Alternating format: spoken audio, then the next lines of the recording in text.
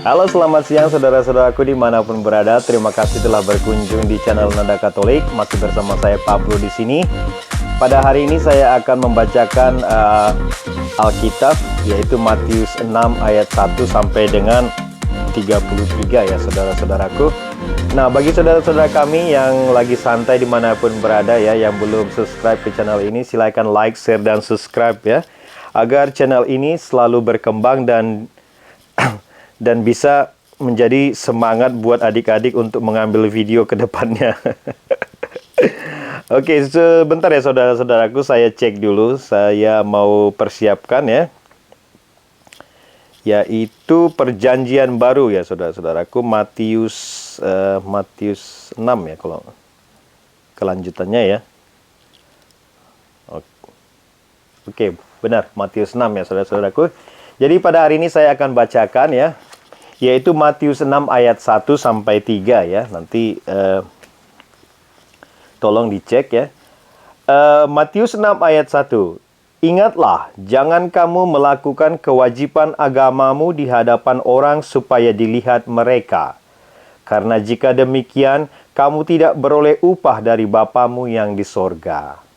Di ayat kedua, jadi apabila engkau memberi sedekah, janganlah engkau mencanangkan hal itu, seperti yang dilakukan orang munafik di rumah-rumah ibadat dan di lorong-lorong, supaya mereka dipuji orang. Aku berkata kepadamu, sesungguhnya mereka sudah mendapat upahnya. Dan di ayat ketiga, tetapi jika engkau memberi sedekah, janganlah diketahui tangan kirimu apa yang diperbuat tangan kananmu. Itulah tadi ayat 1 sampai 3 ya saudara-saudaraku. Nah, sekarang saya lanjutkan pada ayat keempat sampai dengan ayat kelima. Hendaklah sedekahmu itu diberikan dengan tersembunyi, maka Bapamu yang melihat yang tersembunyi akan membalasnya kepadamu. Dan di ayat kelima, dan apabila kamu berdoa, janganlah berdoa seperti orang munafik, karena suka mengucapkan doanya dengan berdiri di dalam rumah-rumah ibadat dan pada tikungan-tikungan jalan raya, supaya mereka dilihat orang. Aku berkata kepadamu, sesungguhnya mereka sudah mendapat upahnya. Nah, ini sering ya kita lihat ya, apalagi pada saat-saat hari Minggu, banyak orang yang berdoa itu di sosial media ya saudara-saudaraku, di Facebook ya. Mereka membuat statusnya dengan berdoa, oh Tuhan ini segala macam. Kadang mikir itu gimana ya, apa Tuhan punya akun Facebook kali ya?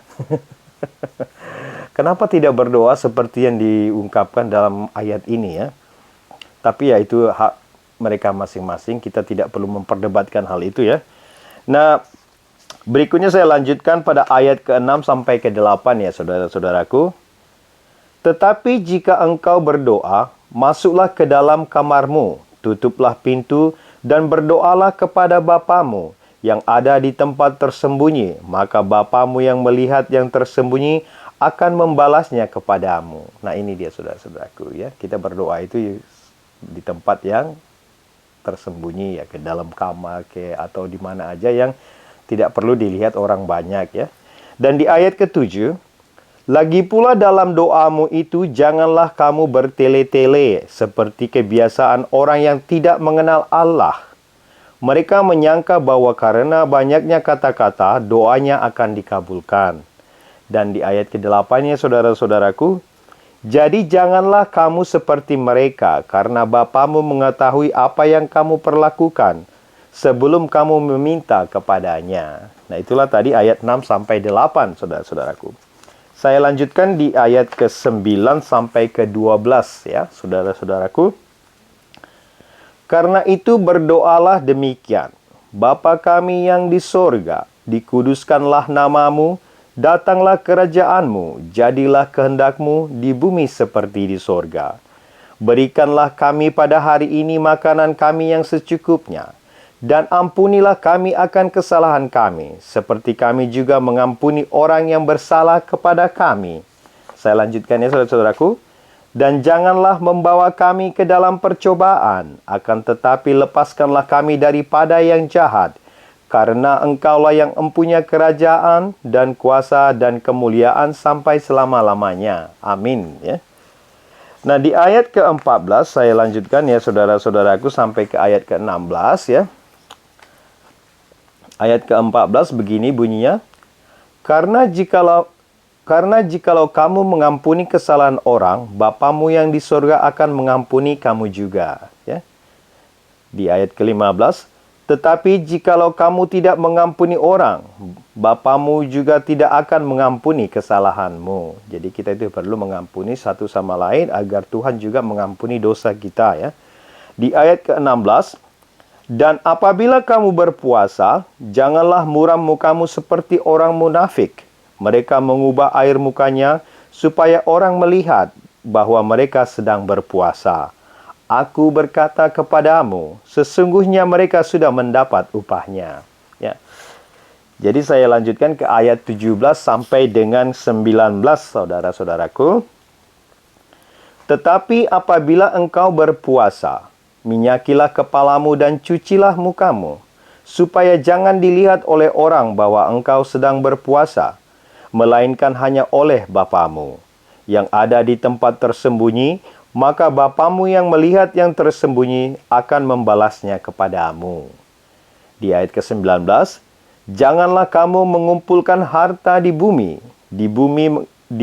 ngengat dan karat merusakkannya, dan pencuri membongkar serta mencurinya. Ya. Lalu di ayat ke-20 sampai 23 ya. Saudara, 20 sampai 22 akan saya lanjutkan. Tetapi kumpulkanlah bagimu harta di sorga. Di sorga ngengat dan karat tidak merusakkannya, dan pencuri tidak membongkar serta mencurinya. Karena di mana hartamu berada, di situ juga hatimu berada. Mata adalah pelita tubuh. Jika matamu baik, teranglah seluruh tubuhmu. Benar ya saudara-saudaraku ya. Lalu saya lanjutkan di ayat ke-23 ya saudara-saudaraku sampai di ayat ke-24. Jika matamu jahat, gelaplah seluruh tubuhmu. Jadi jika terang yang ada padamu gelap, betapa gelapnya kegelapan itu. Tak seorang pun dapat mengabdi kepada dua tuan, karena jika demikian, ia akan membencinya yang seorang dan mengasihi yang lain. Atau ia akan setia kepada yang seseorang dan tidak mengindahkan yang lain. Kamu tidak dapat mengabdi kepada Allah dan kepada Mammon. Ya. Lalu di ayat ke-24, ayat ke-25 sampai ke-26 ya saudara-saudaraku. Di ayat ke-25 begini bunyinya. Karena itu aku berkata kepadamu, janganlah khawatir akan hidupmu, akan apa yang hendak kamu makan atau kamu minum. Dan janganlah khawatir pula akan tubuhmu, dan akan apa yang hendak kamu pakai. Bukankah hidup itu lebih penting daripada makanan, dan tubuh itu lebih penting daripada pakaian. 26, ayat 26. Pandanglah burung-burung di langit yang tidak menabur dan tidak menuai, dan tidak mengumpulkan bekal dalam lumbung, namun diberi makan oleh Bapamu yang di sorga. Bukankah kamu jauh melebihi burung-burung itu? Lalu di ayat ke-27 sampai 28 saya lanjutkan ya saudara-saudaraku. Siapakah di antara kamu yang karena kekhawatirannya dapat menambahkan sehasta saja pada jalan hidupnya? Di ayat ke-28, dan mengapa kamu khawatir akan pakaian? Perhatikanlah bunga bakung di ladang, yang tumbuh tanpa bekerja dan tanpa memintal. Lalu di ayat ke-29 sampai 30. Namun aku berkata kepadamu, Salomo dalam segala kemegahannya pun tidak berpakaian seindah salah satu dari bunga itu. Jadi jika demikian, Allah mendandani rumput di ladang, yang hari ini ada dan besok dibuang ke dalam api. Tidakkah ia akan terlebih lagi mendandani kamu, hai orang yang kurang percaya? Lalu di ayat ke ayat 31 sampai 32 ya. Ayat ke-31 begini bunyinya. Sebab itu janganlah kamu khawatir dan berkata, apa yang akan kami makan? Apa yang akan kami minum? Apa yang akan kami pakai? Semua itu dicari bangsa-bangsa yang tidak mengenal Allah. Akan tetapi Bapamu yang di sorga tahu bahwa kamu memerlukannya semua itu. Ya. Lalu di ayat 33 sampai 34 ini adalah ayat terakhir dari Matius 6 ya saudara-saudaraku. Tetapi carilah dahulu kerajaan Allah dan kebenarannya, maka semuanya itu akan ditambahkan kepadamu. Ya. Nah, di ayat 34, sebab itu janganlah kamu khawatir akan hari besok, karena hari besok mempunyai kesusahannya sendiri. Kesusahannya sehari cukuplah untuk sehari. Mohon maaf, saya bacakan sekali lagi ya saudara-saudaraku ayat 34. Sebab itu janganlah kamu khawatir akan hari besok, karena hari besok mempunyai kesusahannya sendiri. Kesusahan sehari cukuplah untuk sehari.